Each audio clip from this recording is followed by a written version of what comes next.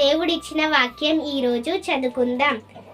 ఆదికాండము 39 3 యెహోవా అతనికి తోడేయుండెనియు, అతడు చేసినదంతయు అతని చేతిలో యెహోవా సఫలము చేసేనియు. హల్లెలూయా. ఈరోజు మా మధ్యలో చాలా మంది వాళ్ళ చేసిన ప్రతి పని వ్యర్థమైపోయిందేమో, కాబట్టి ధైర్యం తెచ్చుకోండి. ఈరోజు దేవుడు ఈ వాక్యం ద్వారా మనతో మాట్లాడుతున్నాడు. ఈ రోజు నుంచి మేము చేసిన ప్రతి పనిని ఆయన సఫలము చేసి ఆశీర్వదిస్తాడని కాబట్టి ధైర్యం తెచ్చుకోండి. ప్రార్థిస్తాం. తండ్రి, నీకు స్తోత్రములు, వందనాలు చెల్లిస్తున్నాము ప్రభువా.